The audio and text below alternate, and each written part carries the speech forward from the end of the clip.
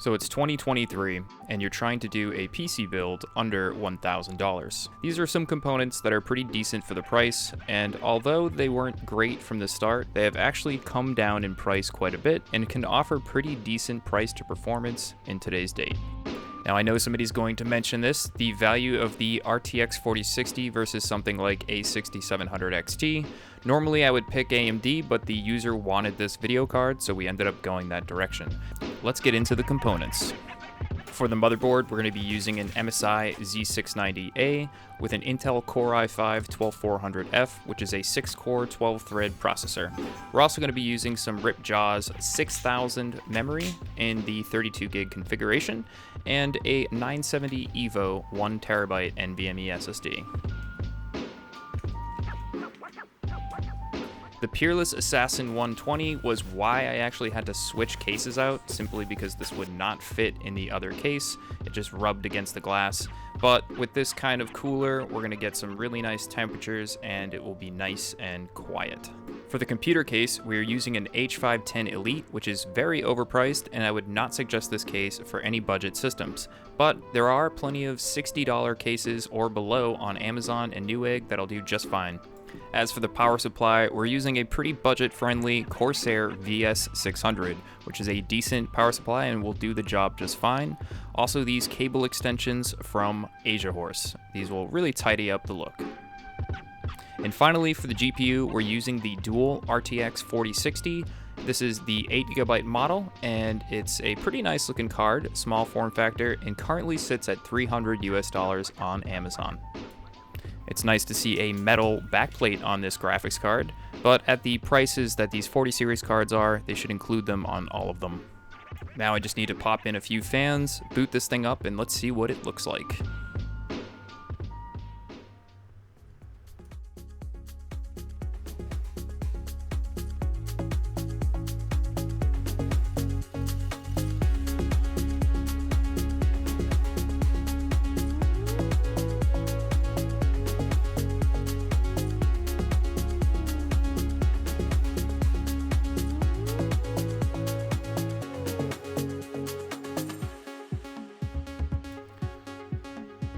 So this is arguably the worst part of every PC build, doing all the drivers and Windows installation, but once we are done with that, we're going to jump into a few benchmarks. Let's go. You want to play some Starfield? Yeah.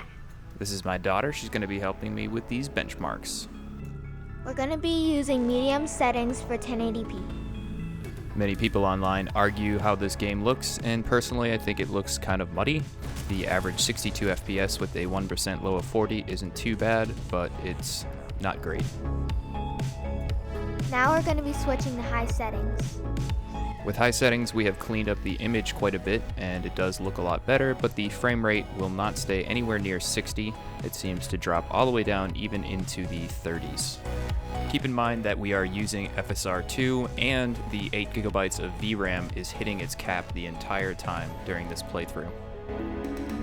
Also, I don't recommend going to Atlantis and messing with all these people, because you will end up dead. Hopefully there will be some mods that come out that correct some of these frame rate issues, as the modding community always fixes these Bethesda games. In space at medium settings, we're seeing an average of around 85 to 100 FPS, and at high settings in the 60s. Up next, we're going to be testing EA's Jedi Survivor, and we're going to be using all high settings for this first run with no DLSS or FSR. We get about average 65 FPS with a 1% low of 45. And the game feels really good. Also, once again, the VRAM is getting very close to that 8GB that is on this 4060, so just keep that in mind.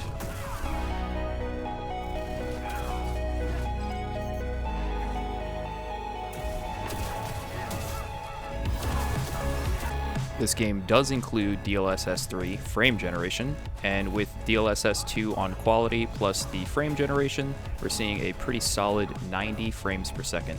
And I will say that this game doesn't suffer from really bad input latency, which is really important playing games like this.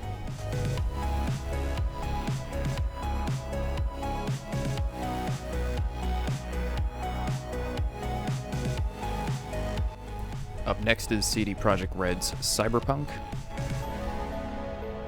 and we're going to be testing this game at all high settings. Visually, this game looks very good at even the low settings on something like a Steam Deck, so 1080p high will look great. We are seeing an average frame rate of 84 FPS in the outskirts and 64 FPS in the city, with a 1% low of 48 FPS. Now to try frame generation and DLSS quality. Unfortunately, this game does suffer from some input latency problems, but overall is pretty playable, with 125 FPS in the city, 145 outer, and 1% lows of 85. Now we're going to be testing path tracing in this game, which is NVIDIA's new feature. I would normally not do this on an 8GB card, but the card does actually do it, so we're getting an average FPS of 40 in the city and 45 on the outer. Turning path tracing off, though, does actually have a really good RTX experience with ray tracing on Ultra. We're seeing an average frame rate of 85 in the city and 95 on the outskirts, and a 1% low of 62, so this is actually very playable with those settings.